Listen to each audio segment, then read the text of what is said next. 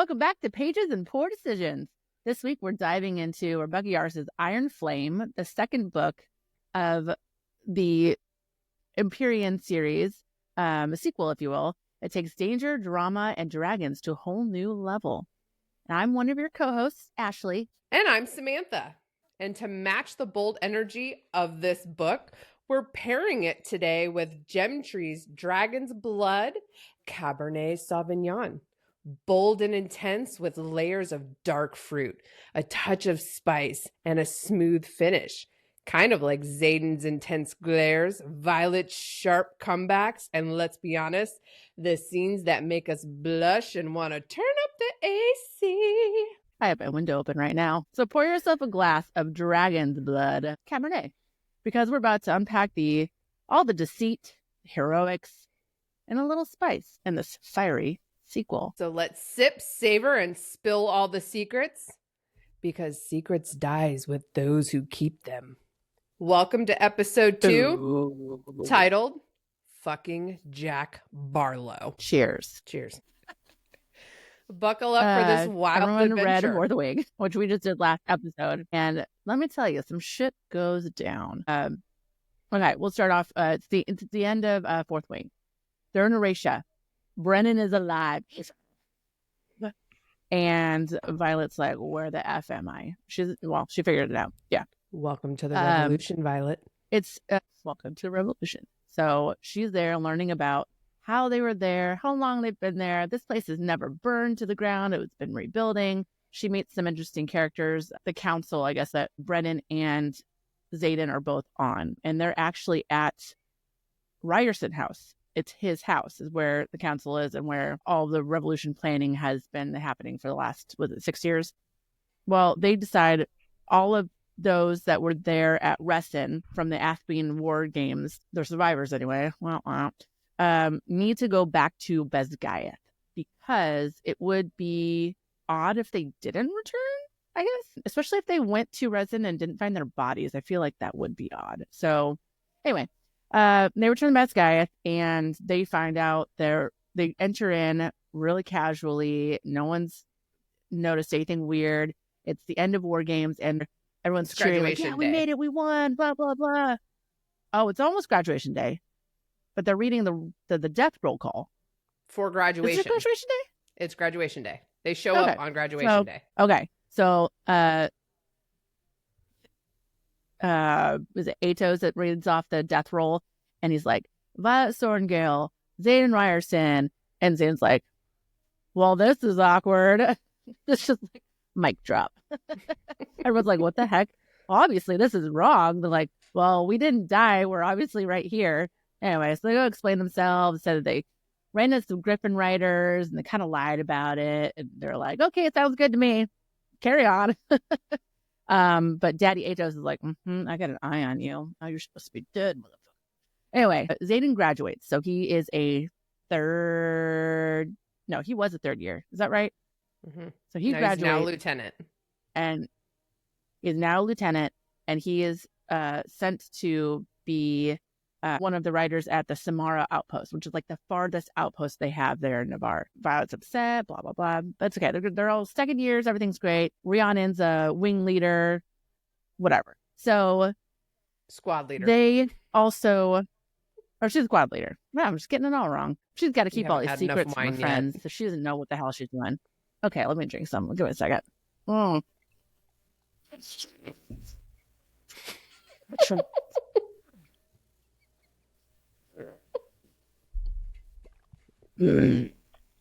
Taste that almost came out of my nose. Well, oh my god, there will be more. Ooh, all right, I just burned a little. All right. All right. She's struggling to keep these secrets from her friends. She wants to keep them safe, right? Not just for her sake, but also for Xaden's and Daddy Atos is obviously pissed and he doesn't want this stuff to come out.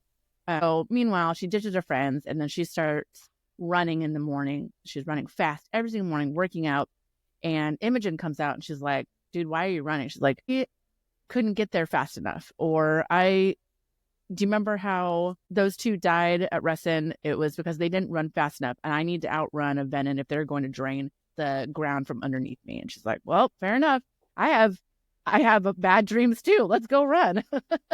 But also you need to hang out with your friends. So at this time, we meet the new vice commandant. So it's this dumb guy named Varish, more like Verbush, and he's appointed by Daddy Ados because he says, oh, well, things are running the ground here, Buzz guy. Everything's just willy-nilly. People are running around doing whatever the fuck they want. So I'm here to bring order. Him and Atos are like, besties. And he's the one that gives Zayden his orders to go to Samara. And he says, you guys can only see each other every other week. But there's like, they like coincide. So it is every weekend, but if they allow them to, because they need to strain their dragons mated bond by 7 days, or I guess 6 days, instead of the 3 previous days that they were apart. But Dane's dad was like whispering down to Violet, like, hey, secrets make for poor leverage.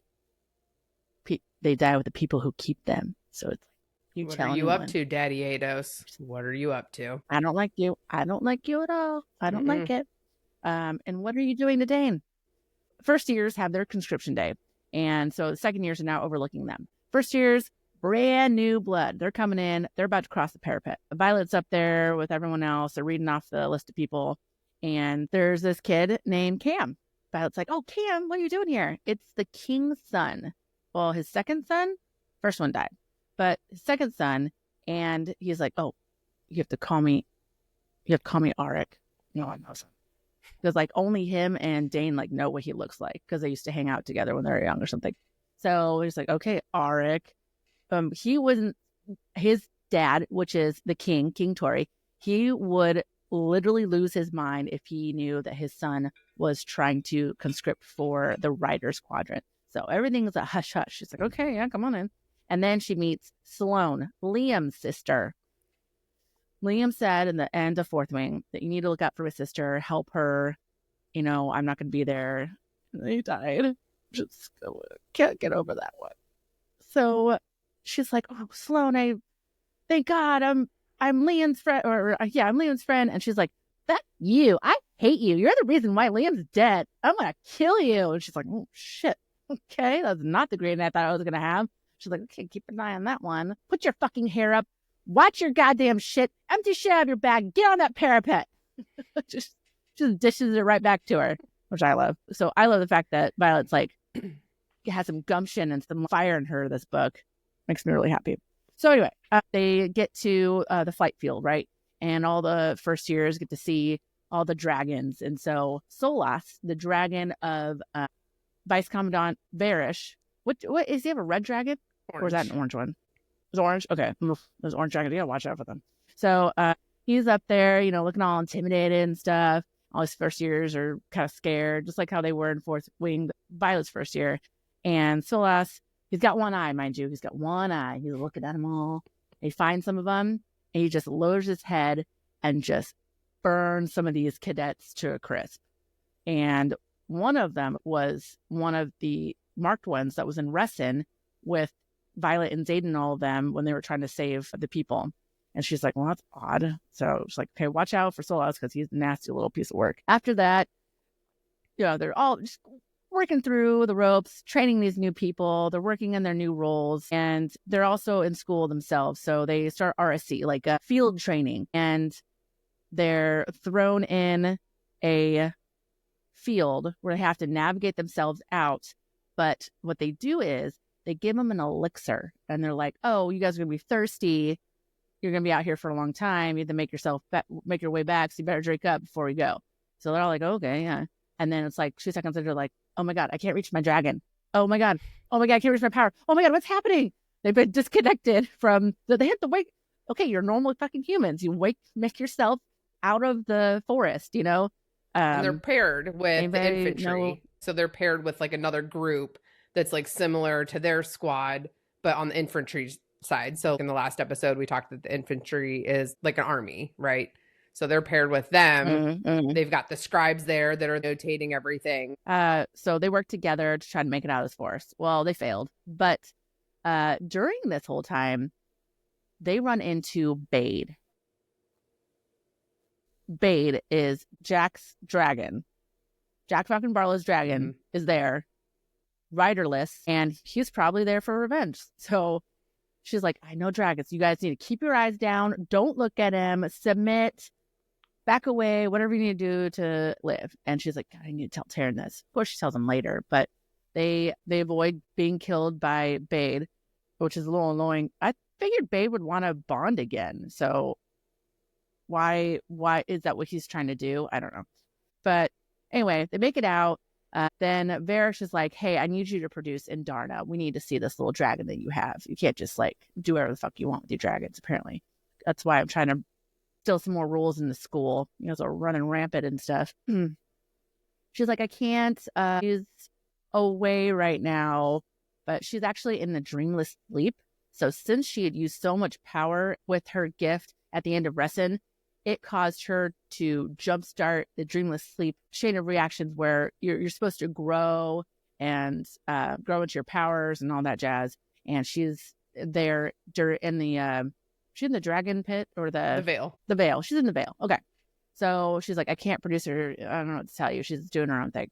And so because he's asked repeatedly to present her, he started doling out punishments for Violet. She's up at the top of the mountain with, what's his name? Karn. And he's like, all right, you need to strike these so many lightning strikes per hour or whatever. And she's like near burnout. So like punishments. And Aaron's upset. He's tries to get revenge on them and finally does. He stands up to Solas and he actually like clips Solas in the neck and was like, she is done, blah, blah, blah. And then Varys is like, oh, God, okay, don't kill my dragon because then I'll die. And so he basically listens to her. And then he finds out a different way to punish Violet, which ends up being the next challenge that they have to do in school. It's a normal school thing, weirdly enough, because the school's nuts. But still part of RSC. They all have to go, because they're part of RSC. Yep. They have to live through a torture session in the dungeon below the college. They each have like a secret phrase like, my key is hidden in the drawer in my desk, or something stupid like that. And they have to keep that secret. And there's 4 of them there. It's Riddick, Sawyer, Rhiannon, and Violet. And they try to figure out which one's going to break first or whatever. So they have an expert torture person that's there. And they think Violet's keeping some secrets. So then they end up punishing her even more than what they normally do for normal cadets. And basically, they beat the shit out of her. Mm-hmm. Beat the shit out of her. Yeah. And then they use Dane, and Dane's like, I cannot use my power on someone who's beaten. Sorry, I'm not doing that. That's against the rules. And he leaves. And Varys is like, well, fine, we'll have to find another way. Blah, blah, blah. So anyway, they figure out a way to get out of the room by using her hidden dagger, which unlocks doors, and something that Xaden gave to her. And so they make it out, and they make it to their professor's room. They're like, we did it. We're the only ones that made it out. We won. We're Iron Squad. Woo! And then continues. Yep. So then we're back in Battle Brief, and there was this flyer that gets passed out that they don't know if it's real or fake. They're trying to discern if it was recently printed at the Baskaya printing press from the scribes or where this came from.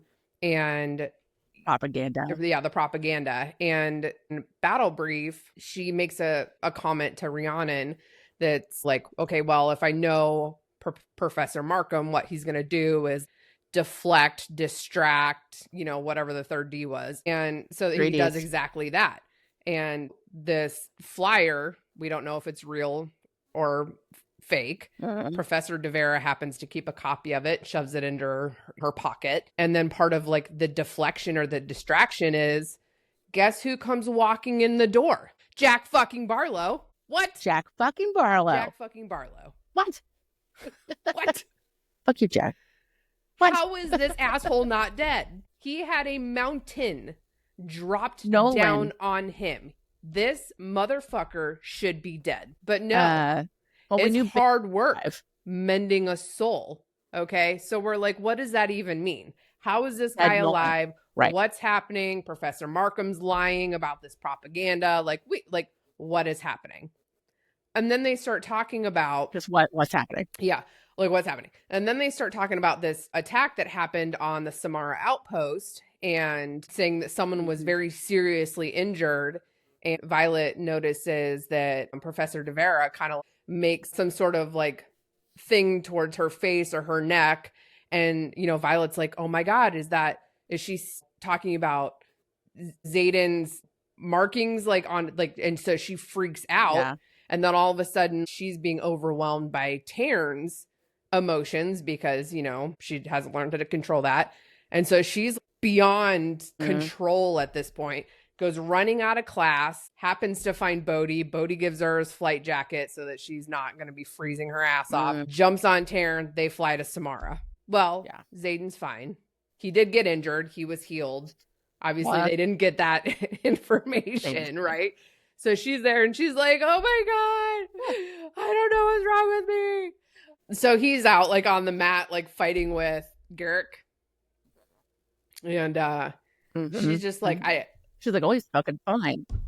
Why did I fly all the way here? And then she's like, obviously Taryn. Taryn is the reason I flew all the way here. So Xaden, in order to kind of get her out of this like mental thing that she's in at the moment, throws her into the shower, cold water. They're fully clothed. Eventually that turns into a real steamy shower scene. So hot. So after they finish this very steamy shower she's like, scene, he's like, well, I'm still mad at you. Well, you know what we could do? We could go upstairs and continue this in the bedroom. Or we can go drop off some daggers. And Violet, of course, is like, oh, we're going to go drop off some daggers. That sounds like a plan. I mean, I would have gone for the first one, but whatever. Stupid bitch. So we go meet the Griffin Flyers. We meet Serena again. We met her at the end of Fourth Wing. And then we also meet Catriona, a.k.a. Cat. Well, Bodhi had mentioned her once before. Correct. And so she's like, oh, who's this cat person? And then she was just like, so this is your ex, I see. Great. And of course, she's beautiful and stunning, and Violet's all self-conscious because we know she had grounded herself with all of these things before. All of that got stripped away, so she's just spiraling now.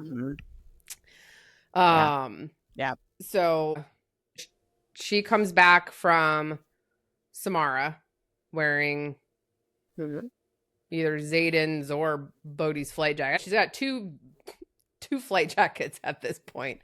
And Xaden gave her a dagger. So the dagger's in the jacket. So she's walking down the hallway. She almost makes it to her room. Ersh and his cronies are standing out there. And she starts to freak out. She's like, oh my God, they're going to search all my shit. Like, see, Rhiannon. Find the dagger. Yeah, Rhiannon happens to open the door at the same time. They lock eyes, silently communicating, like, shit, I'm going to get caught. And like, look down here. Look down here.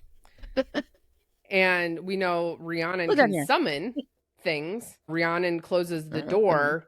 Violet's getting strip searched, essentially. Kaori shows up and is like, is this how we treat students? Like, searching? What are we doing here? Excuse me? I talked to Panchek. She's excused. Like, she can't, like, second years can't control their dragons. You know what I mean? And what's going on here? So that, right. Barish and his cronies leave. Kaori leaves. Rhiannon's like, get the hell in this room right now. What the F is going on? Well, Riddick and Sawyer are there too, right? Yeah, Riddick and Sawyer are there. And at this point, Violet is so tired of keeping secrets, and it's been weighing so heavily on her that she spills almost everything to them. Tells them almost everything. Tells them about the venom.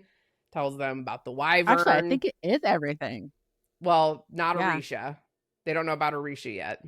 So it's literally almost everything. And Rhiannon's like, I knew the school was keeping secrets. Like, I knew something was happening. We get past that part. We've met Jesinia. Jesinia is a scribe. And during this time, while Xaden's been away as, lieutenant doing his duties, Violet's been doing what she can on her own to research the wards, anything about the wards. And so she's been working with Jesinia, through all of this. Yeah, she's a scribe. They come up with this plan to break into the archives because they have learned that 2 of the first 6 kept journals, and they think how they originally built the ward stones were in these journals. And they come up with this whole plan on how they're going to break in, how they're going to steal these journals. Zayden comes back and he's like, whoa, time out. Time out. You're going to do what? Whoa.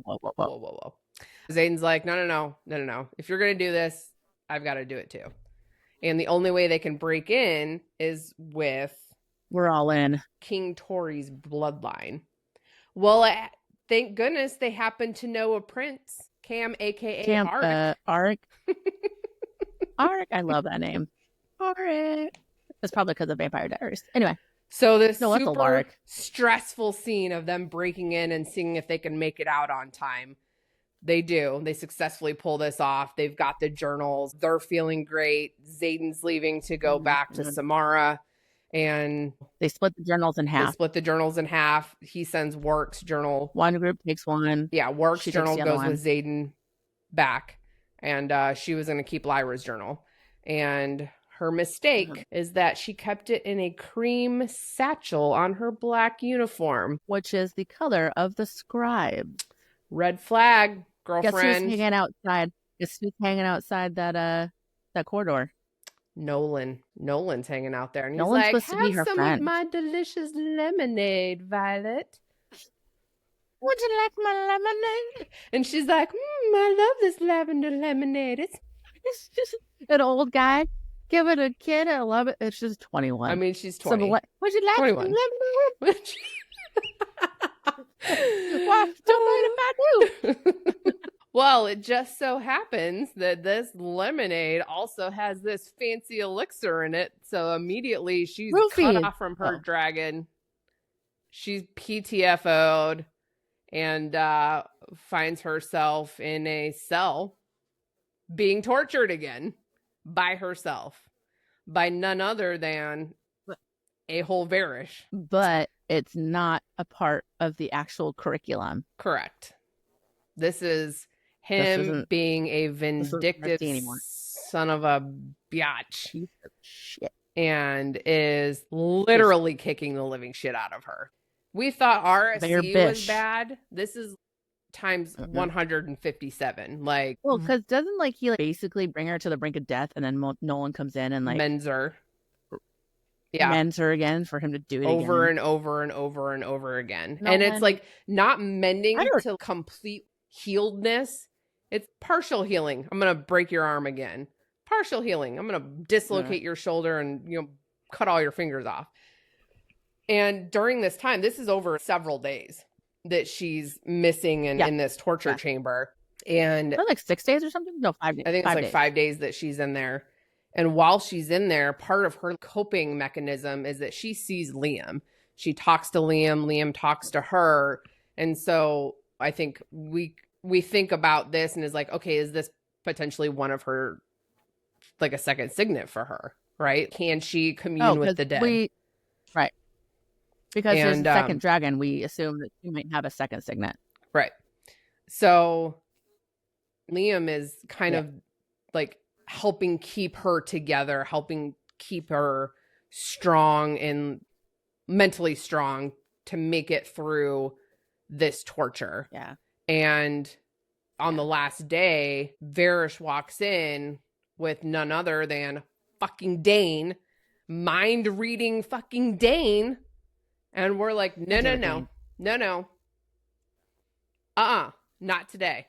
And not today. Not today. Violet doesn't trust Dane because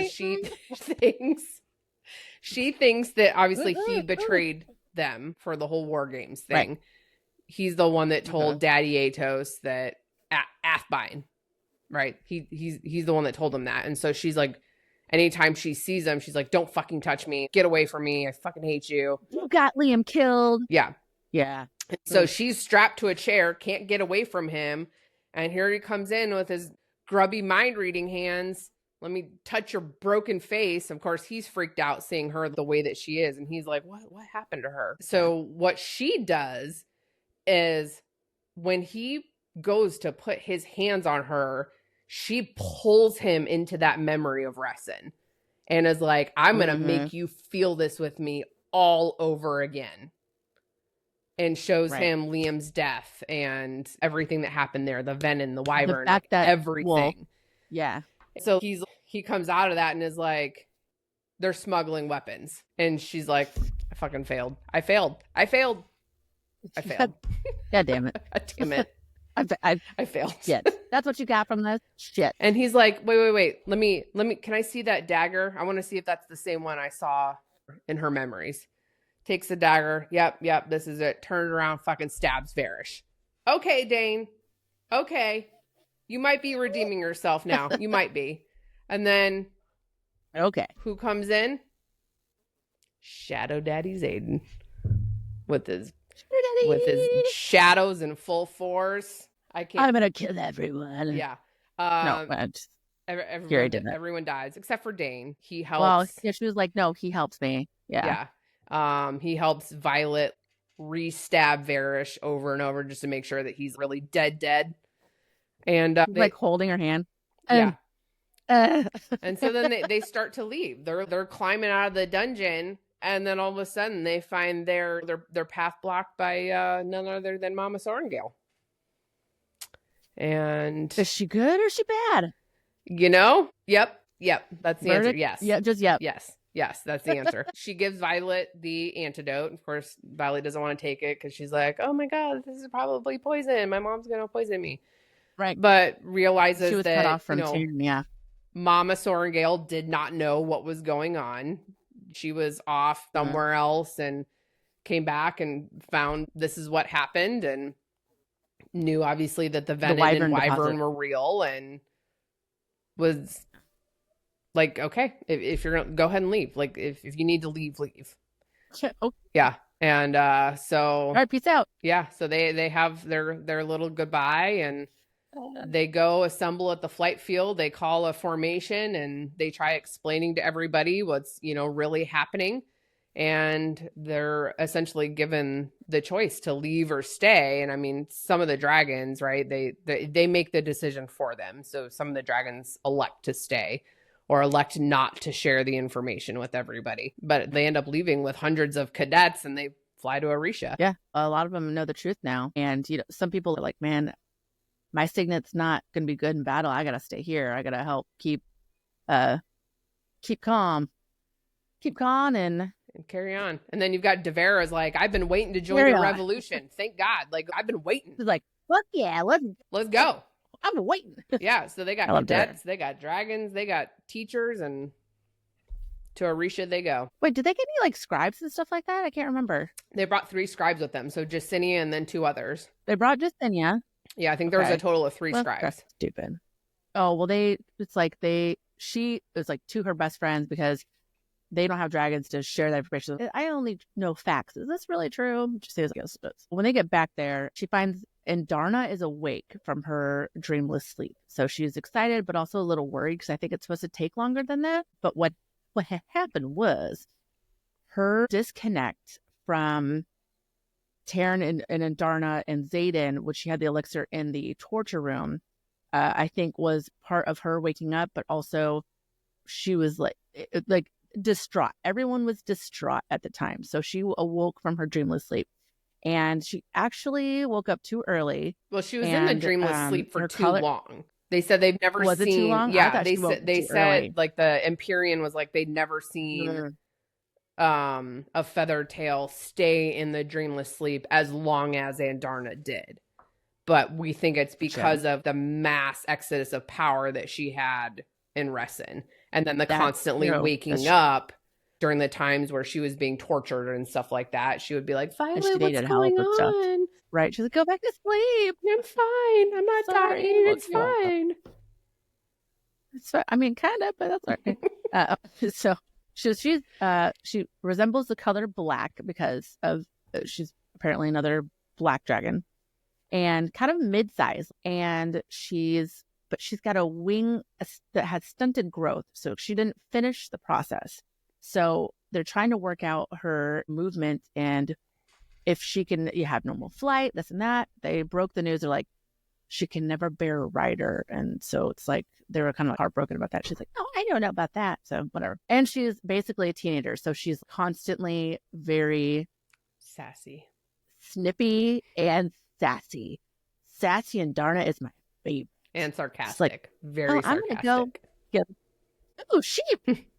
I'm going to go get some sheep now. So anyway, all these massive horde of people and riders and whatnot arrive to Erasia, and they're like, what the fuck happened? They're like, well, we brought you some people. We can house them all. And basically they divide them all up into the many, many rooms that Ryerson House has. Apparently they have like 100 like bunk rooms for, just this sort of thing. So that's now Ryerson War College instead of Ryerson House. College. So Ryerson College. That's probably what it was originally. They basically like, well, what are we going to do with everyone? Like, okay, let's do the same thing. Let's divide everyone up. Everyone still got their factions. Everyone still has their squads and their wings, and we'll just continue schooling here. Because why not? And we got to teach them how to defend themselves and stuff. Why not? So they do that for a while. And then we get to a point where Mira finally joins the cause. So she arrives, and she wasn't sure if her and her dragon and friends were coming to attack. So she went to go try and stop it. But Mira's like, oh, no, Ryerson convinced us to come, blah, blah, blah. So we're here now. And Brennan walks out. She's like, Brennan, you're not dead. Punches him right in the face. You're not dead. Punches him right in the fucking nose. So they brawl. Blood everywhere. Violet diffuses it. Yada, yada. They're fine. They're fine. But we get to a point where Violet starts training with this guy named Felix. And she's trying to show him what she's got. And he's like, this doesn't look good at all. She's like, well, I can do so many strikes per hour. He's like, that doesn't matter if you can't aim well. Yeah. So he's like, I'm going to see whether or not you're worth trading. So she does this and that, and she's doing all this stuff. They makes her this orb. So it's like this little orb that's like got a little bracelet thing, hangs off of her wrist, like a little charm. Like that wouldn't be awkward to carry around this like thing. Like the size of like an ornament. Yeah.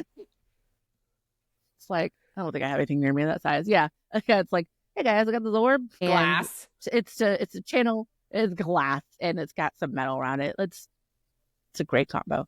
And so she uses that to pour her power into it so that she can control it. So it kind of absorbs it for her, and she can control and decipher and aim better. So it doesn't overpower her and make her super hot and flush and stuff. Ends up working, and it works out great.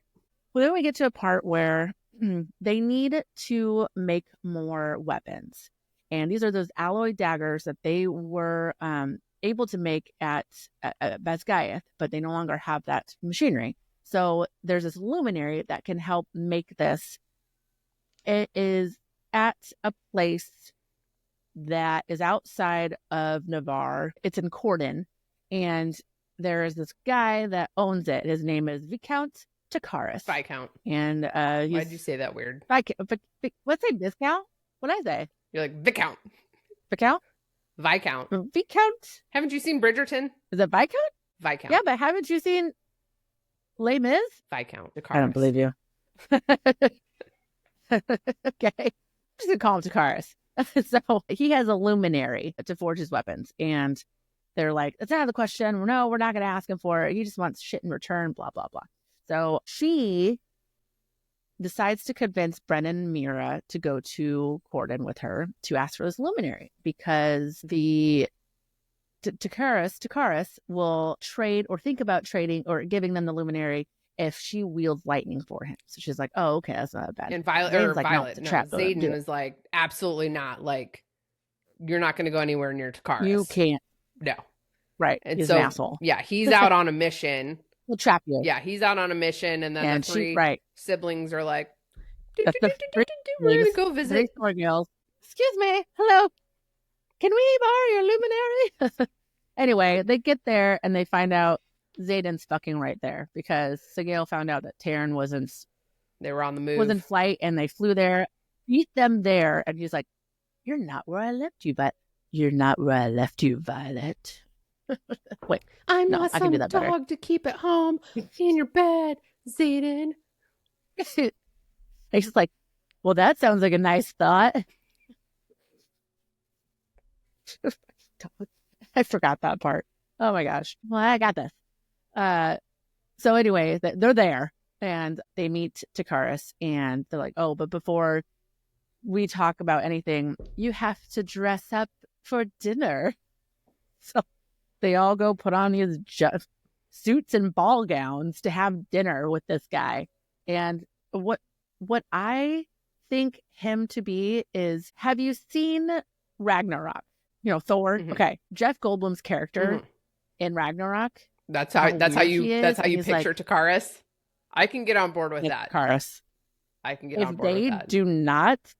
If they do not cast him as that, I'm gonna be kind of upset because he's so weird. So, but also okay, Kat's there. Put on your clothes. Serena's there. Go and we'll have dinner. Oh yeah, we see Kat and Serena again because that's like where their home is. Kat is like third in line for the throne or something after Corden, or is that about right? Third in line to like the throne behind Serena. So Serena's ahead of Kat. Yeah. There you go. They're both there. And she's like, well, shit. So they go and they go get dressed and she's got this fancy ball gown on, showing off her midriff. No, it's a V lining down with all these flowers. Anyway, okay. Getting off topic only because it's really cute. They're walking down, going down to dinner. She sees Kat and Kat's talking to her about some shit, really egging her on and getting her emotions so flustered. And she's like getting it over her own head. I would have thought you were something other than black. Zayden always laments about all the black. He loves color. Blah, blah, blah. Screw you, Kat. Nobody likes you. Wench. No one likes you. Your name's Kat. And so she was getting all hot and bothered and stuff. And then finally, when she sees Zayden's number like, I fucking her, number one, because of her dress. Number two, he's like, brings her in her shadow and like calms her down, kisses her, like, it's okay, you're fine. Don't worry about her. I'll tell you about her later. But she's like, okay, I'm cool. So then they enter in dinner. Oh, I'm cool. Man, this is a scene. Oh, I can do it justice. So they're going to have dinner. He goes, but I need a show first. Will you come down to this courtyard and show me how your lightning works? And she's like, okay, I guess. Everyone else, stay up here. Okay. So walks down the steps. She's in a little courtyard, surrounded by stones. And then this guy comes in, and I think she's down there with her sister. This guy comes in and he's like, hey, look what I have. I have this Ribstad chest. So I'll come back to that in a second. And it's like in midair. And they're like, what the fuck is going on? They open it. Comes out a venin. And she's like, what F? A venin. And she's like, show me. I'm waiting. And she's like, what the? And this is like an emaciated venin because he's been locked in this chest for weeks, hasn't been able to feed off the magic. Or do they eat real food too? No. Oh, I don't know. I would assume it'd be the flesh of your enemies. Wow. Maybe it's dragon's blood. Just saying. He comes out and he's like vicious. He needs power. He's going to kill them. Kills the guy. But it is all... kills the guard. They are surrounded by these magical rocks. And we'll get back to that. It's from the Barrens. It's nuts. Okay, so anything that he can draw power from is just right there where they're standing, where Mira and Violet are standing. And Mira can't use her signet because she's too far away from the wards. Her signet amplifies wards and she can outstretch them far, really far to protect people and stuff like that. There are no wards here. She's like, I can't use my signet. She's like, just fucking try. She's able to do it, and she wards the two of them while Violet's trying to pull lightning down to kill this motherfucker. Well, then it starts raining, doesn't it? Mm-hmm. And then Mira gets out of the way, and then she's like, Taryn, I need you. He's like, I'll be there in 1 minute. Comes, picks her up. Like, she goes like a T, and she like picks her up with his claws. Right after, though, she wields the lightning. And like the main part about like to hit the ground. It's raining and water's starting to build up in this little courtyard area where they're standing. And we know water and lightning don't mix. Don't mix. So she throws this bolts of lightning. So she's bringing this down. Taryn, come get me. Lights the fucking courtyard on fire, burns the venom to death, and she's all like, Zayden's up there like, I'm fucking gonna kill someone. He pulls Varys by the neck. Not and he's Varys like, Takaris. I'm gonna Varys. Well, might as well be shit.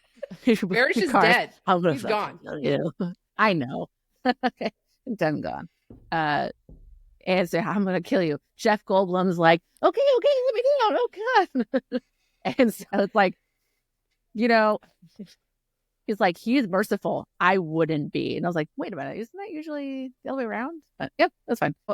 He's like, okay, I'll negotiate. So I'm like, now you're gonna negotiate? You should just give it to them. They negotiate.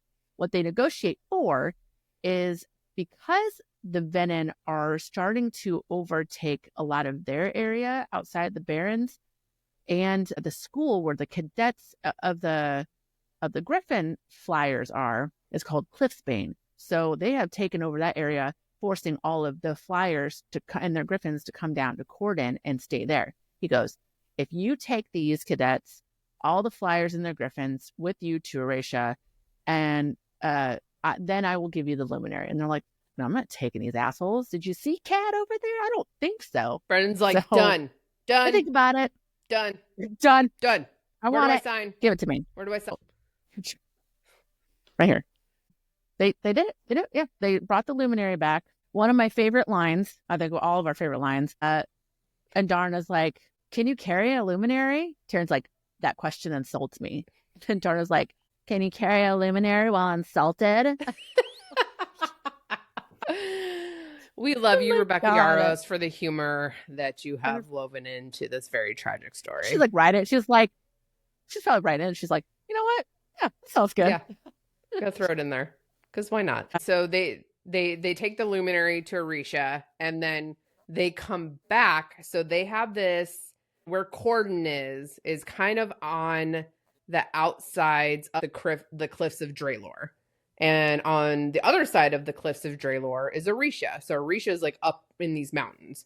And there is a very, very treacherous path that leads kind of like where Corden is. And it's called the Madaro Pass, up through the cliffs of Draelor to Erasia. The Griffins can't fly. So the only way that they can get there is on foot. And so, well, no, they can. They can't fly at that altitude to get up there. Right. And so that's why they're having to do this. And so essentially what Brennan's like is, well, this is your parapet. Good luck. And forces them to work together.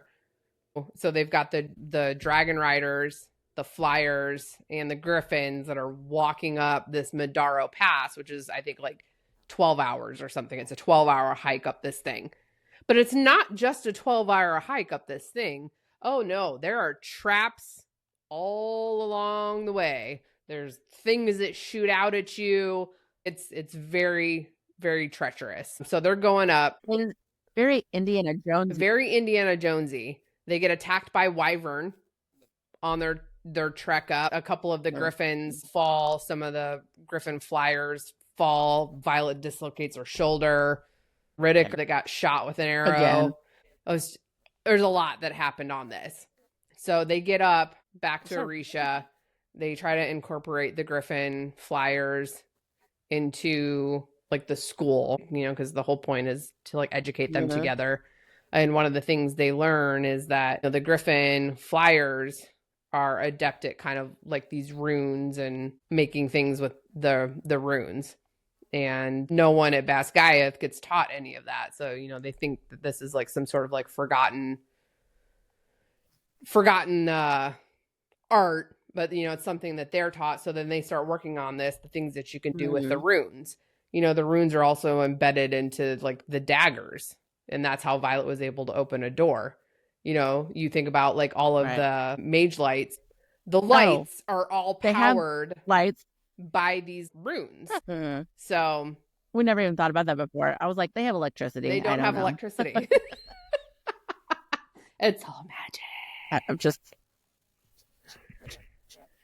Yeah, so they're learning these runes. They're going to classes together. They still fucking hate each other. Everybody's still arguing between the flyers and the riders. And they have an idea that, okay, well, we're going to get our grievances out on the sparring mat. They're allowing them to spar one another. And it can only be one time. So only one flyer can air a grievance with one rider.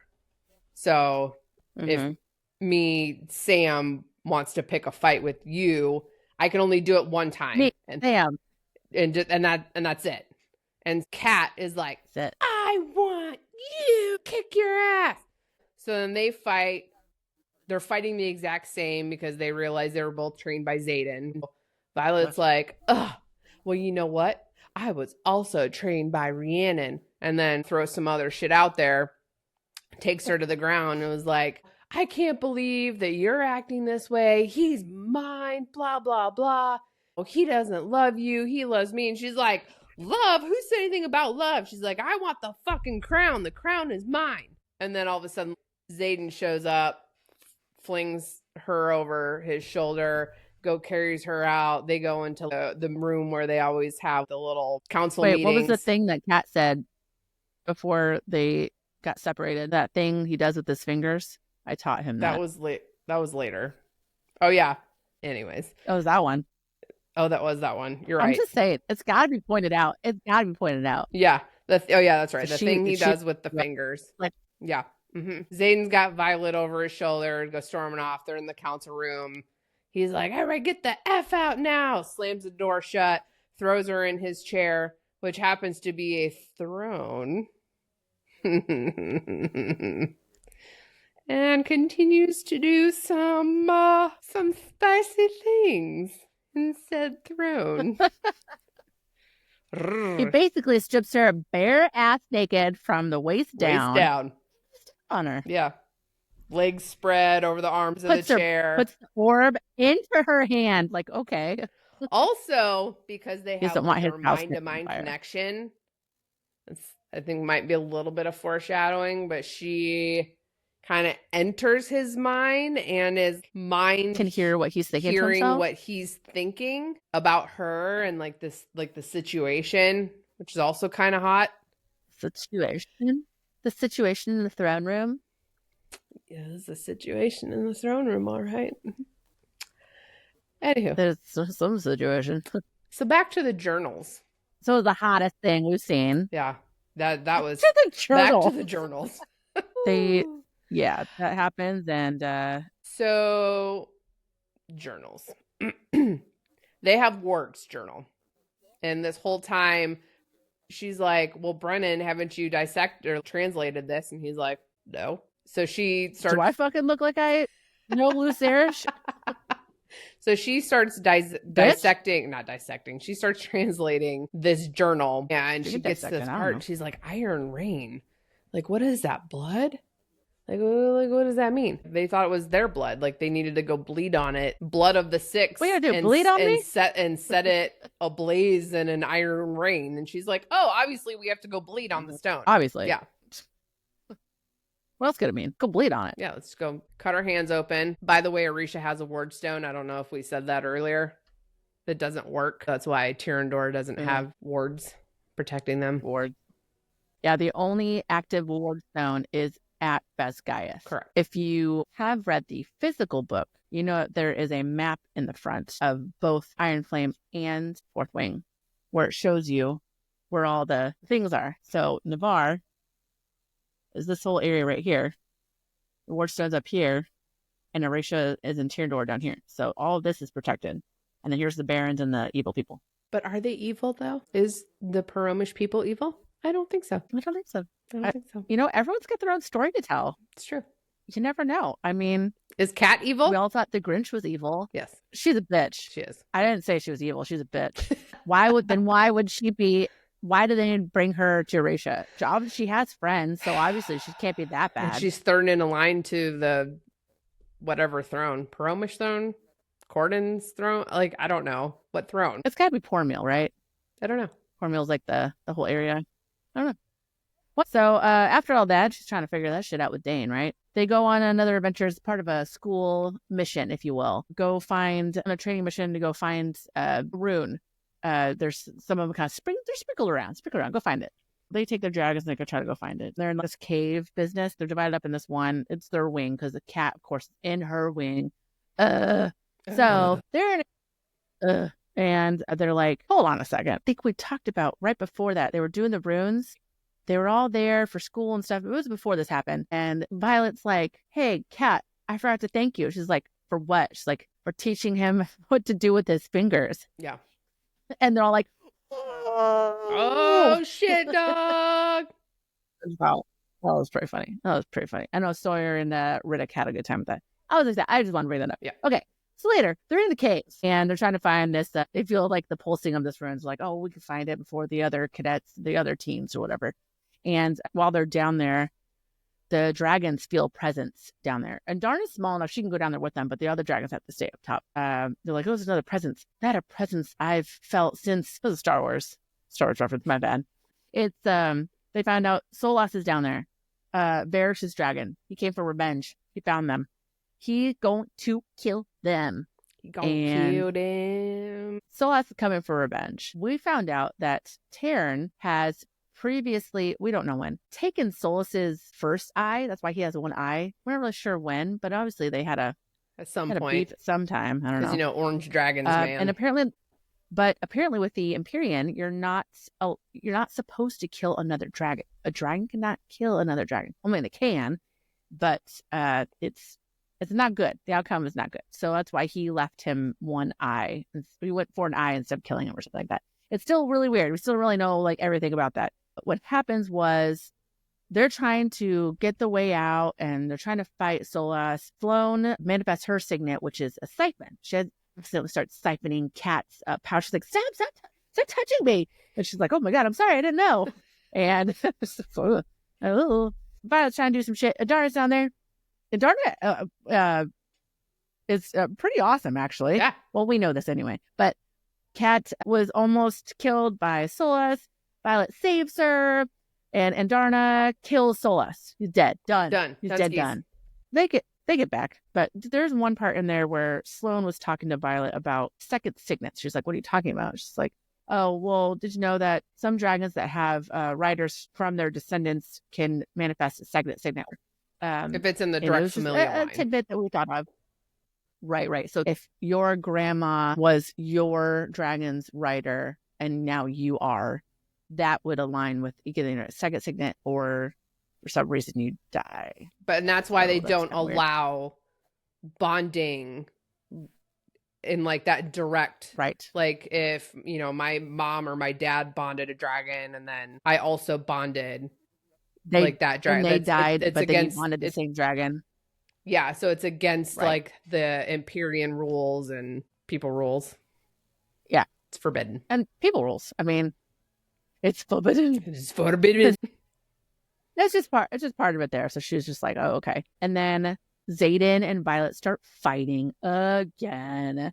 And it's because he was upset that she saved Cat. He's like, why would you put your life at risk for saving her? And she's like, well, she's third in line. He's like, I don't give a shit. He's like, well, the reason why I did it is because her death would be in consequences that Paris would not stand for. He'd come after you, blah, blah, blah. So she's gonna say, I did it for you. It's finally like, well, are you finally going to ask me why your mother and I made a deal for scars on my back or some shit like that? She's like, well, I guess fine. Tell me.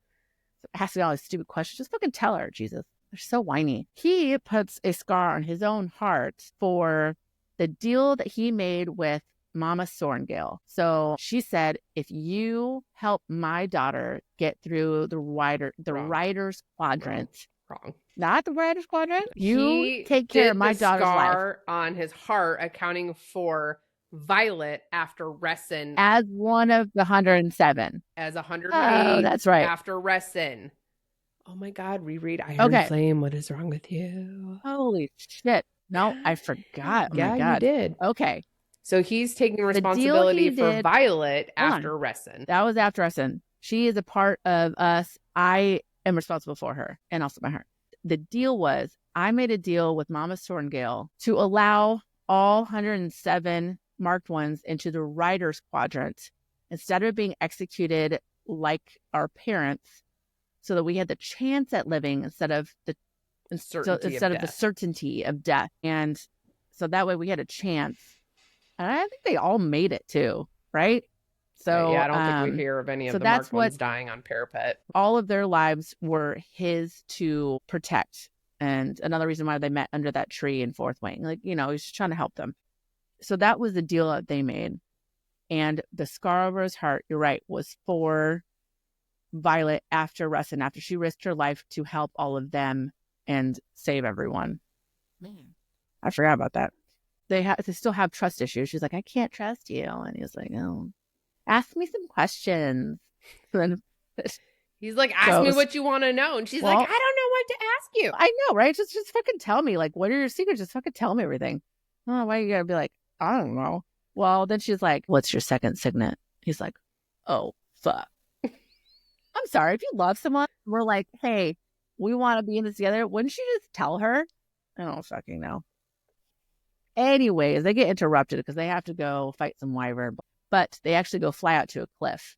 And before anyone gets there, he's like, okay, well, you can guess if you want to. And he's like, no, well, don't guess. No, you can't come back from this. You can't come back.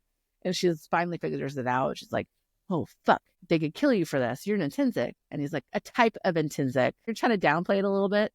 And so intrinsics are not allowed to live. So if you manifest as an intrinsic, you are immediately killed. Like we saw that with Jeremiah in Fourth Wing, like neck snap, done. He's gone. Right. And so I can kind of get why Xaden didn't want to tell Violet, because it was like, imagine if she knew that when she was getting tortured by Varish. God, no joke. Oh, shit. Yeah, no, I didn't even think about that. I was just like, well, why wouldn't you tell her if, like, Rustin proved her loyalty to you? But I guess he waited anyway. Well, I guess maybe something he just could have probably lived with the rest of his life. How long was he going to go without telling her? Damn it, Xaden. So, but yeah, you're right. Varish could have easily gotten the information out of her. Maybe he knew that. Yeah. He's like, if this goes longer, if we're still intimate or whatever, I have to wait until after this part or something. I don't know. Oh my God, I didn't even think about that. Just going through the motions. So he's like, well, yeah, my writer, or Sigale was bonded with my grandfather, but a lot of people thought it was like my great uncle. So that's why no one asked about it. And then people asked me if I was having any weird or new signets. I was like, nope. Just normal, just shadows. Just my shadows. Oh, God. Just my shadows, don't worry about it. Then she's like, oh, my God. She crumbles in on herself. And he's like, you know how long it took you to fall in love, out of love with me? So, 1 second. Something like that. Well, 1 second. 1 second. But like, so you think back to Fourth Wing, though. All the times, and she's like, I feel my tingling spidey senses. And I know if I look over my shoulder, Xaden's going to be staring at me the whole time, because that happens a lot. Thanks for picking up my pencil. But no, seriously, that happens a lot. So every time that happens, I didn't realize I said that out loud. His power on her. Maybe. I mean, it happens a lot. He said it a few times. So his signet is reading people's intentions, not like what Dane has where you have to touch your face to see a recent memory. It is reading your intentions. So that's how he knew he could trust Violet under that tree last year in Fourth Wing, because he could read that she wasn't going to tell his secret about meeting with all of them. He kept it and she kept it secret. That's how he keeps the people around him, his friends, like, because he knows everyone who's going to be loyal anyway. Well, he knows, shouldn't know that the Marquis would be loyal to him anyways. Also know like what Dane's intentions are. He's like, no, back the fuck off. I got Violet now. Or, you know, what have you. She's worried, was he using this signet on her at all? Or the whole time? Was her love or what? So she's like upset. She takes a step back. I totally agree. I get it.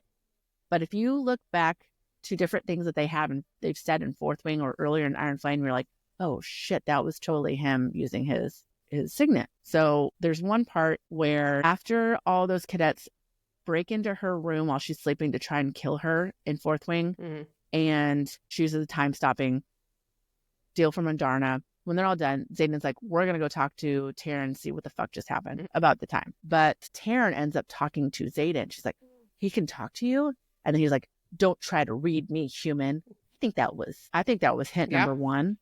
He was trying to read a dragon. Can he read dragon intentions too? I don't know. Yeah, she's upset. They have to talk about this later because here comes some fucking wyvern. Mm-hmm. Here comes the fucking wyvern. So they did get the wards raised at this point because the wyverns come and they try crossing over and they fall to the ground. So Iron Rain wasn't Iron Rain. It was Iron Flame. They had to breathe fire. They had to imbue the stone and then breathe fire on it with the 6 strongest riders. So they had the 6 different dragons that breathe fire on the stone. They think that their wards are successful. The wyvern fall and they're like, great.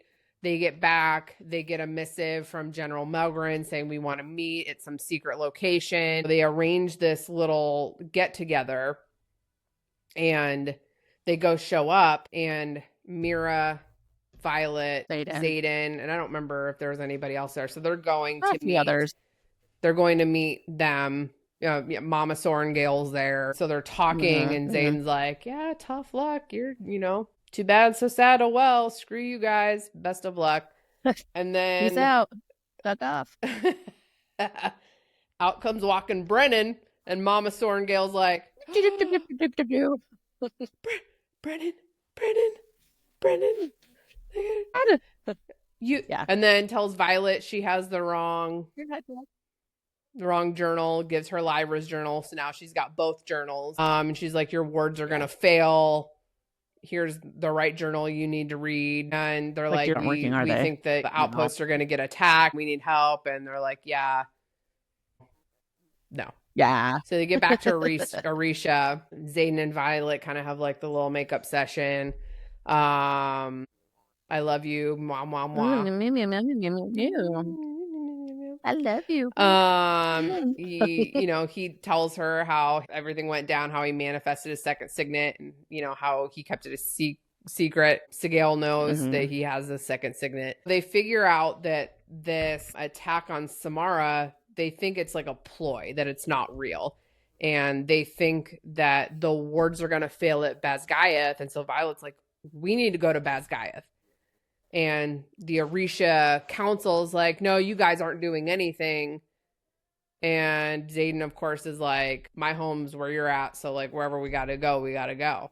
And all of the dragon riders that choose to go fly back to Basgaeth. Griffins can't fly. I mean, they can fly, but like altitude and all that stuff. And it's just, that's a long way. It is a long way for them. Yeah. Their magic is, kind of iffy. It doesn't work behind the wards. It is working behind Orisha's wards, which is how we know that the wards are faulty there. So they all go back to Basgaeth because they're like, no, like these wards are going to fail. And so we get there, Mama Sorengale's there, and they're like, no, we need to physically get our eyes on the wards down. And she's like, no, it's guarded. Right. Everything's fine. Well, they start to go down there. It's not fine. It is not fine. It's not fine. No. Nothing's fine. Nope. Guards are dead. Fine. They walk into the wardstone chamber. Guess who's there? Jack fucking Barlow. Like, Jack fucking Barlow. This guy is like a roach that won't die. He was there the whole time. He was there the whole time. Why is he down there, Sam? Why is he down there? Why is he down there? Yeah, why is he down there? So their wardstone, with power, has this black flame on top of it, something that their wardstone in Orisha does not have. So Violet makes note of this. Is like, okay, Jack Barlow's over there. All of a sudden, he's climbing on top of Bade, his freaking stupid orange dragon, slices Bade's neck open, bleeding out all over the wardstone, puts that little fire out. Guess what happens? Blood. Wardstones fail. Wards fail everywhere. The All of the wards are down. Everywhere. All of them. No wards. No wards. No, they're gone. Yep. They're gone? They're gone. All the wards are gone.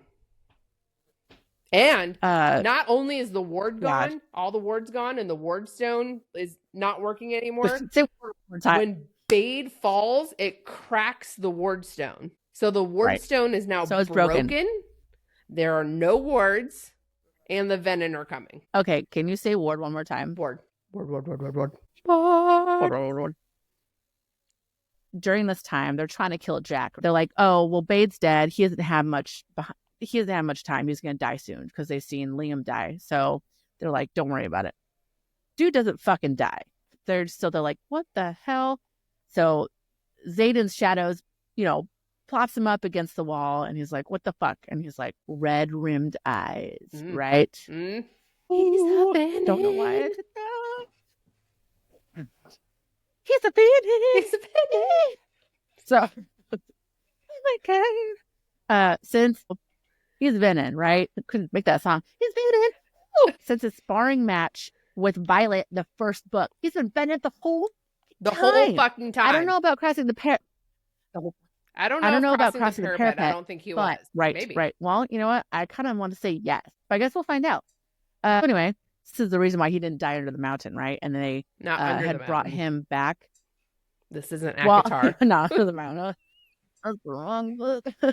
The mountain that she brought down on its soul. Yeah. He didn't die. Nolan was actually mending him the whole time because he said a soul is not easy to mend. They got Jack. They put him in the dungeon down below. He's locked up. They have like a quick battle brief with the whole school and everyone that's there because the Vin and Wyvern are coming in like a matter of hours. And Violet tells Indarna to hide because she is not useful in this battle right now. I don't even know why she came, but well, she was supposed to go back to the Veil. Like they wanted her to like go back and like help protect the Veil, right? She's like, no, go hide. She's like, I'm not leaving you. I'll be where I'm needed. Stubborn little Indarna. I am where I'm needed. Man. Sorry. Why are you doing that? Man. Indarna. They do battle. Everyone's here. Everyone's there. You got Wyverns. You got Venom. Everyone's in their own spot doing their shit, right? And man, Violet's doing crazy ass shit. Taryn's so upset. She's jumping on other people's dragons, trying to save them. Rhiannon almost went down. She saved her. And then she's like, Taryn, catch me. And jumps off. And he's like, God damn it. Grabs her. It's like, don't do that shit again. Sawyer, she saves Sawyer. Sawyer's leg gets bitten off. So that sucks. Blood loss, man. Is he going to make it? I don't know. They get him to the ground. And then Kat's down there. And so is their other flyer friend, Marin. They find out there's a Venom on the ground. And she's like, coming for you. You're going to be my reward to my sage. So she's talking it up. And Violet's like, you guys need to get out of here.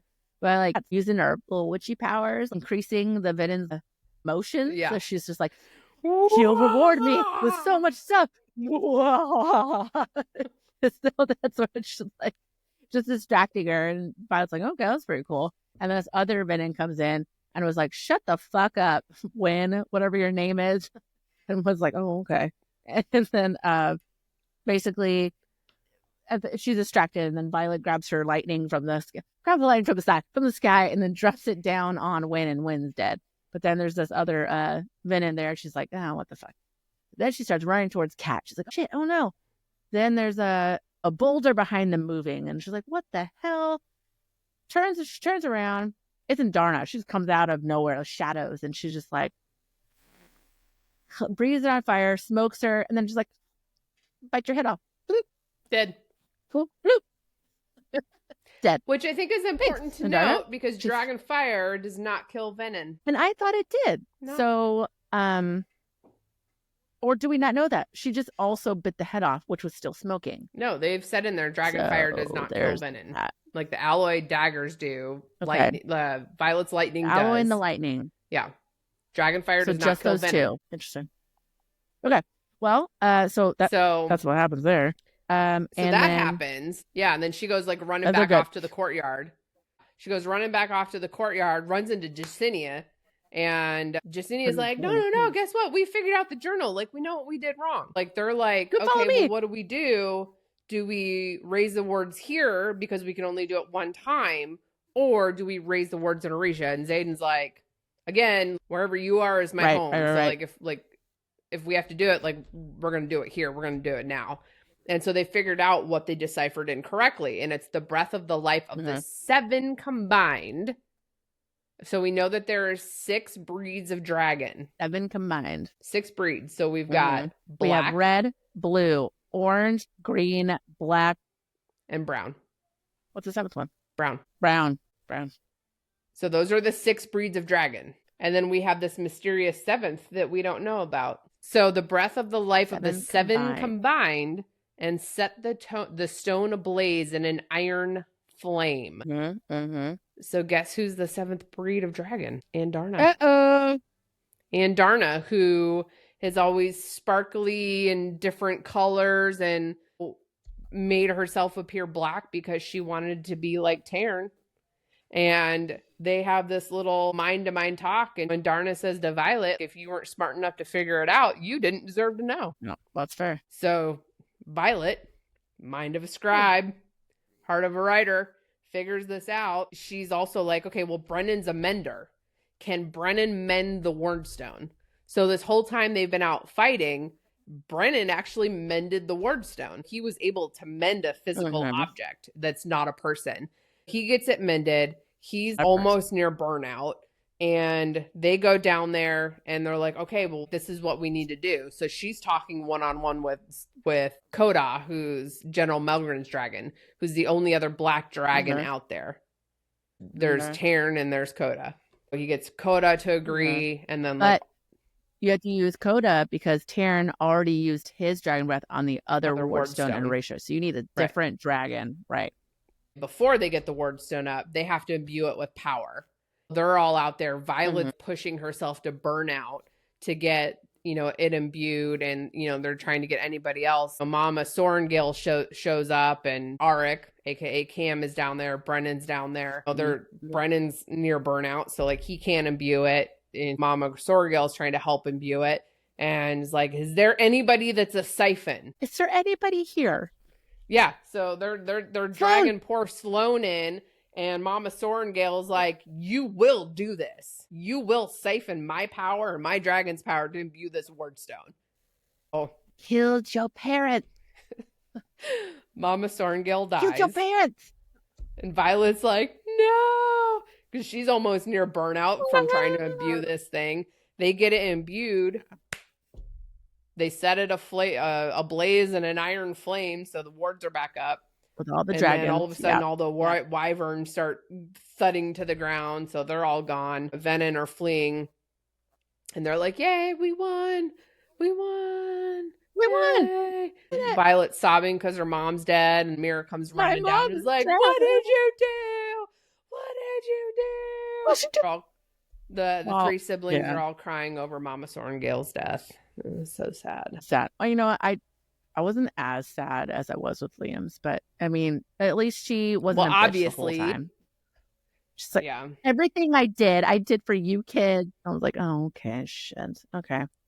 Well, so the war's over. They won. Violet runs back to Xaden and Sigale's like, be careful what you say. And she's like, what? Why? He says they need to stay in Basgiath because it's safer here for her from him. And she's like, what? Why? He's like, he turns. Won't look at her. Well, he did, but he's goes, like, you should be scared of Minnie. His eyes are red. He's red. Red. He's got red rings on his eyes. He's red. Xaden turned Venom. Can I tell you? So, I threw the fucking book. I was like, what? Slammed it shut, threw the fucking book. I didn't want to harm my book, so I threw it on the bed, but I was pacing. This was in the Friday afternoon. I should have been working, and I was pacing the room for 20 minutes, sweating. I was like, fuck, the fuck? It was like, I got so mad. I you hadn't read it yet, so I couldn't tell you about it. You haven't even read Fourth Wing. Yeah. I was like, I couldn't tell You're the like, rest of my book club because they hadn't already yet. I was texting Derek and I was like, God damn it. He's like, what are you talking about? I was like, I had no one to talk to about this. I'm sorry. I'm sorry I left you hanging for so long. That's okay. You're here now. You're here with me. And it still feels the same. Yeah. And let's get to, after that is the Xaden's chapter. Yeah. It's his point of view. And he's with the sage. This happens simultaneously as Violet was trying to imbue the Wardstone below with her own power before Mama Sorrengail did it. And so it's happened at the exact same time. And he feels her power waning and that she's nearing burnout through his connection. And he's like, no, don't do this. And the sage, he's being held off by a sage. And he's like, he's a general. Not gonna win. Oh, he says, I'm not a sage. I'm a general. And like, what? There's different levels of sage or of venom, which we do find out. But right now, he's just like, his magic is too powerful. And he has him like locked down onto the ground. He can't use. He's nearing burnout himself, trying to use his shadows, anything that Sorrengail could give to him. And he's trying to save, himself, but also Violet, because the general is like, you'll turn for love. And as soon as I kill you, I'm going to go for her. And he's like, oh, hell no, you won't. So he was about to die, fought with everything he had. Then he looks down and he ends up drawing power from the earth. And Sorrengail's like, no, you can't. I chose you. And he's like, but Violet chose me too. And that's when he kills the sage, or the general, throws him over the ravine into the river or whatever. He just floats down, whatever. And Xaden's just standing there at the edge. He's just been standing there ever since. Violet runs up and she's like, hey, are you okay? He's like, I'm sorry about your mom. She's like, no, it's thanks. Are you okay? No. Like, you know what I mean? It's just like, you're gonna be scared of me. I'm like, what? Why? So it's just so anyway. But we know that they're together at the end. She's in bed. She's got like the tear track marks from obviously crying from her mom. And that's they spent the night together in like his old room. So obviously she's not scared of him. Right. And then he leaves her when he wakes up and he goes down to the prison and seeks out Jack and is like, hey, is there a cure? He's like, no, man. He's like, welcome to the Venom Club. Like, welcome to the family. You fucking idiot. Fucking Jack. Stupid. Well, I'm surprised they kept him when they knew that you could bite off their heads or use lightning. So, but I mean, they're probably going to want to try to get information from him, obviously, because how long has he been venom? What does he know? Right. They're going to try to extract that information. So I think there's a lot that we're going to learn in Onyx Storm, and we're going to have an episode before the Onyx Storm release where we're going to discuss all the Easter eggs and things that we think might be coming up in Onyx Storm. But for this book, I will say, so should we? Yeah. There was, the first time I read it, I didn't really pick up on it. But the second time I read it, I was like, oh my God, why is Violet so whiny?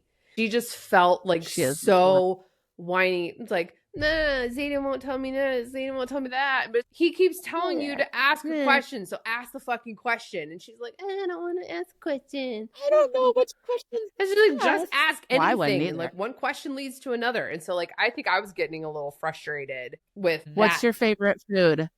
Yeah, right. Really, literally anything. Ask a question. Okay. It was just like, and it didn't help that I was listening to like the dramatic audio either. And I'm like, oh my God, she's so whiny. Oh, and see, I didn't do that. You should listen to the dramatic audio. I read Fourth Wing 4 times in like 3 weeks. Yeah. And then I read Iron Flame 3 times. And then we had our book club. And I was like, let me tell you. But then I listened to the regular audio of Fourth Wing and Iron Flame. Then you recently told me to listen to the graphic audio. Yeah. So I did that. That was only Fourth Wing. I haven't done Iron Flame graphic audio yet. You'll get what I'm saying. I like all the details. I do. I understand. If it's the same lady, then I completely understand. It's the same through both. Okay. Yeah. Well, and Zayden's kind of bothered me a little bit, and then I got used to it. But it was still like one part of it. He's like, I can't. She chose me too, and I'm like, I just say it that way, man. All the other stuff was sexy, but then he said some dumb shit like that. Yeah, I know. I can't.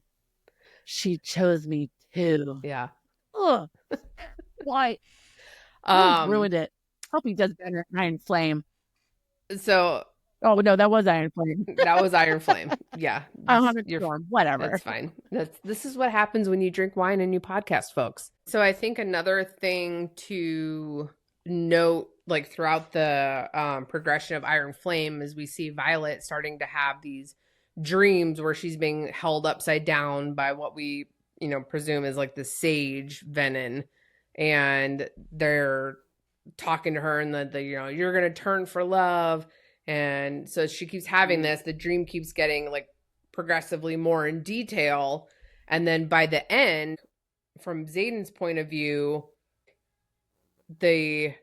what happens to him being held upside down by the venin on the battleground, we're like, okay, so like, was he having the same type of dream this entire time? And like it ended up manifesting. So like, I think that was something that we'll probably talk a little bit more in depth on, like the Easter egg episode next. But we do see that each time, like the robe color, I think, is different. And then we start to learn too about the different levels of venin. So you've got the initiate, which is like the brand new red rimmed eyes, or this student. The next level up is like they just are like, yeah, they don't need to like continually feed off the magic. The asim, which is that next level up, their eyes can fluctuate in varying degrees of red, and the veins can distend from their eyes when they're upset or riled or whatever. And then after that, then you have the sage, and the sage is in charge of like the initiates. And then you have the general. And I think I have my thoughts and ideas of who I think the general is. I think you probably have your assumptions of who you think the general is, which we'll talk about on the next episode. So you'll have to tune in for that one. Yeah, probably should do. It's bearish, right? So he was in charge of, obviously, the torture. Lots of torture. He really likes torture. Like a lot. And like a lot, like a little, like too much, and it wasn't even necessarily him doing it. He's just like seeing it, like, just, oh yeah, I love gore and I don't care about your feelings. I don't know. And the fact that the hallucinations that really helped Violet, but we don't know, was he venin? We don't know, because we think he very well could have been. He could have been, because he sent those people to kill Violet. Those like the first years that had the red ring. We didn't even talk about that. We didn't go over that. Right. The red ring dies.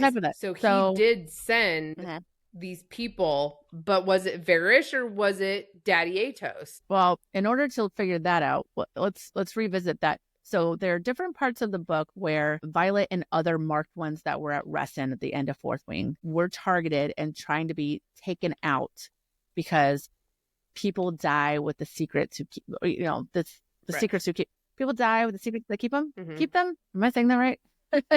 So they have, I think there was 4 or 5 scenes where they've had certain people or dragons trying to take out the marked ones that witnessed what went down with Resin, with the venin. So you had Solas taking out one of the marked ones during conscription day, the very beginning.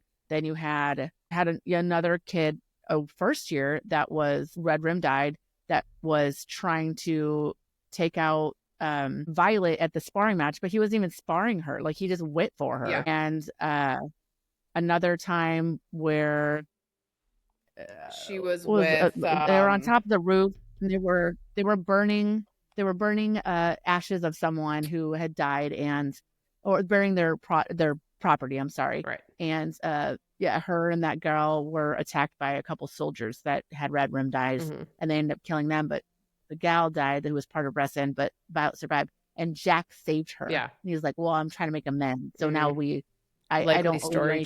Jack. Or what? We know what you did. I forgot about that part. But so that begs the question, is Varys Venin? We don't know, because or is Daddy Atos Venin? Killed. Well, Varys was killed with the alloy dagger. Right. So that would have killed any Venin anyway. But they never, I'm not sure if they ever talked about his eyes. But I know he had malicious intent anyway. But Daddy Atos, I don't know. Is he trying? I feel like if he were to, I think he would try to make his son do it too. Unless he's trying to keep him in the dark. Or were these two just hell-bent on making sure that the secret of Venin was dead and still just a fable, and try to keep that away from the people of Navarre? Like, I don't know. But Nolan, too, he was not Venin. I do not think he was Venin. He was just mending people, but he was working for those two, which still makes him a piece of shit. So, right. I mean, agreed. There's that. So this book, we learn about second signets. So we know Xaden has his second signet. He's a type of intrinsic. And Rebecca Yarros has said Violet's second signet is apparent, or she thought was apparent, in Iron Flame. And we're all over here just like la-di-da-di-da running through this, not realizing she has a second signet. Because she's got two dragons, right? So why shouldn't she? Yeah. And so please, let me reread this again. But she did say it was something obvious, but not extraordinary. So there are things that it could be. One of them, like as I read through it multiple times, is like, okay, could she be an amplifier? In the case of them being at Takaris's place, where we know Mira is not able to extend the wards, could Violet have amplified that in order for her to be able to create this ward around herself and Violet? Yeah, I like it, because think about the other instance where Rhiannon can summon things, but she hasn't tried to do things through walls, but she was able to summon in her presence the alloy dagger through the wall from her coat jacket. Right. I mean, I like that. I like that theory. Yeah.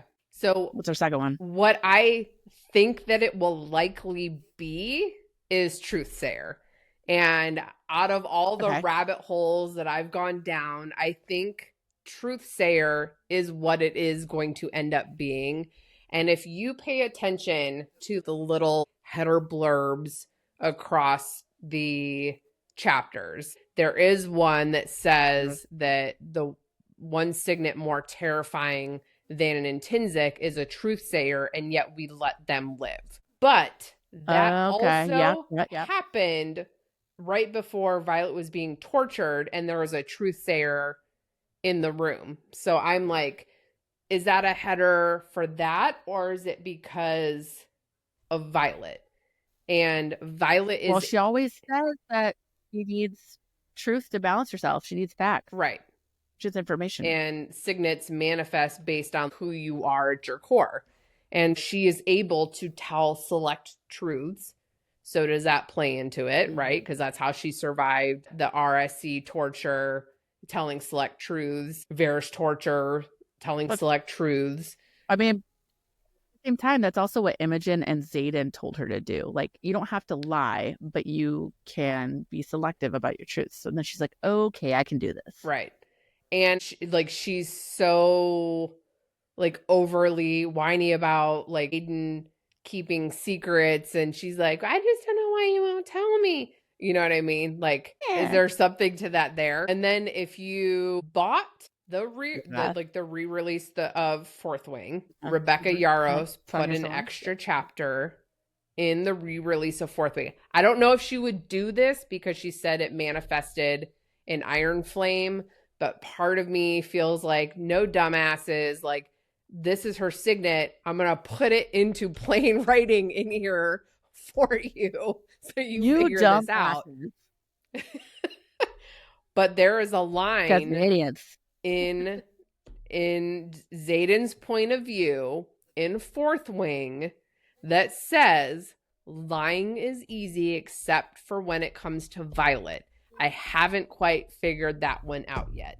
And I felt like with that re-release of Fourth Wing, Rebecca's like, here is your answer. She's a truth sayer. Here you go. That's here you go. I'm giving you the answer on a golden platter. What are you doing? But again, that's my thought on that.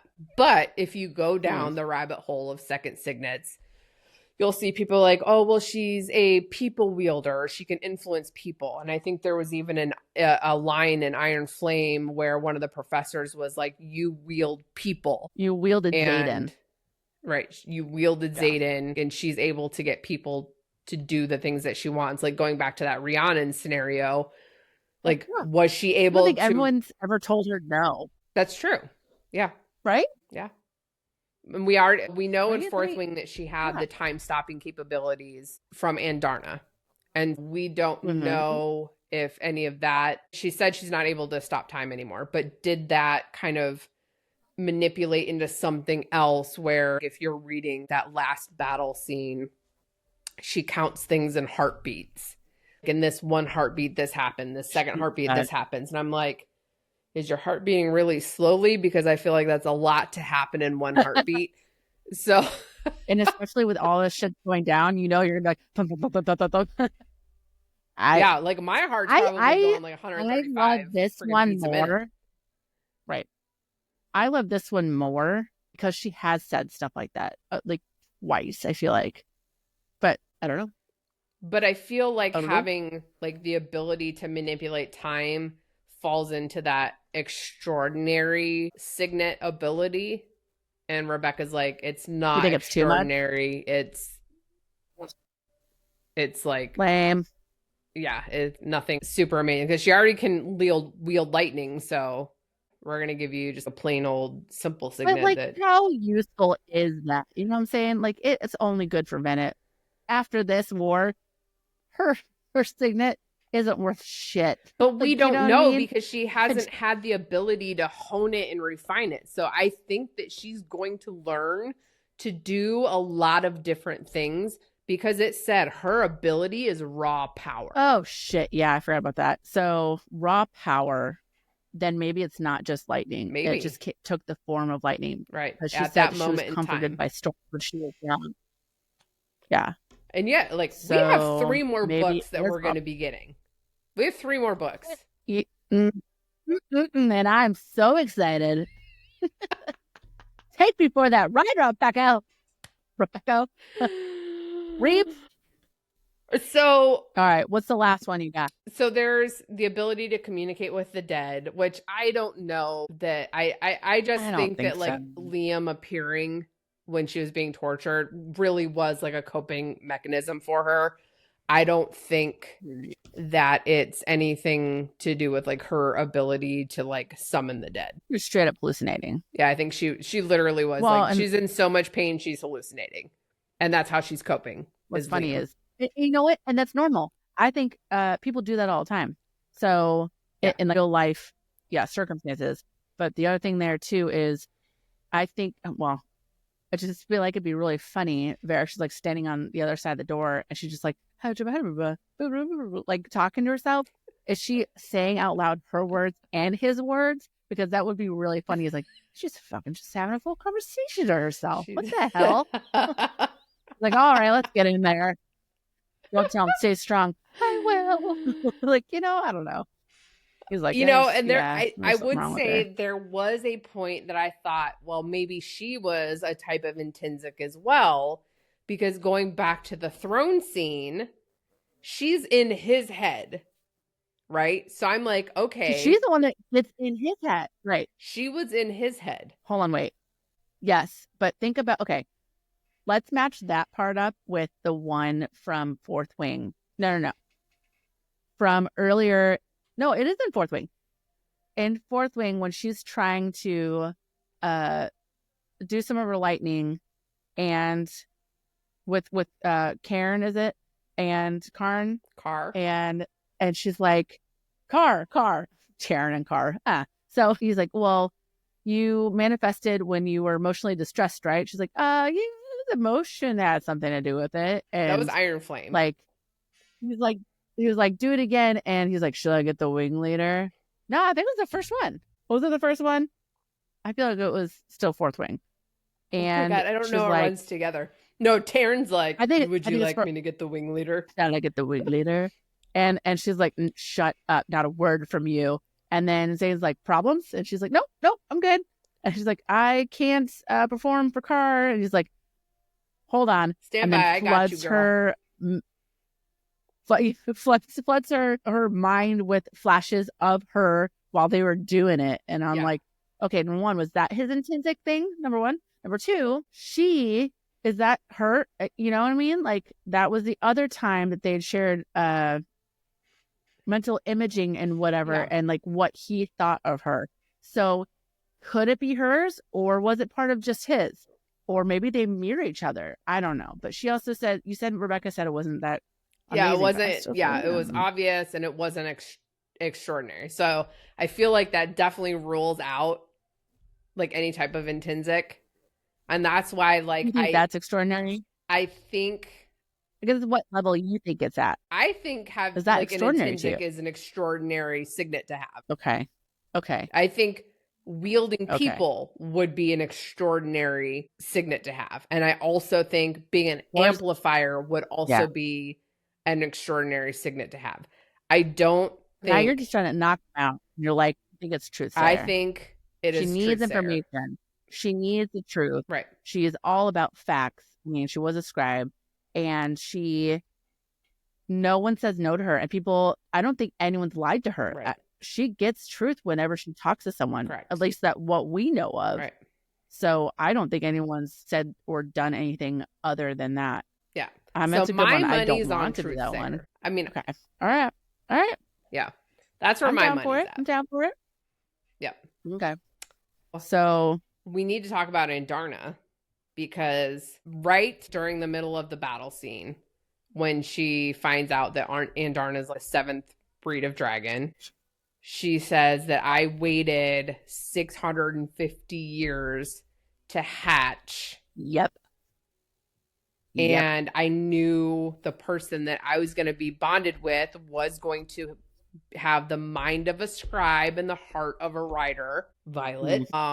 And she heard, while in her little eggshell, she heard of this person and decided to, hatch 650 years later. I think. I wonder why she was out there in that clearing. Stupid dragon. 650 years. And we know there was a weapon that killed off the venom 600 years ago. So what we forgot to also bring up was the first six are the ones that have created Navarre, if you will, or, have Basgaius and that general area. And they are called the first six. Nothing else predates them as far as anything that's in the archives or anywhere else that we know of right now.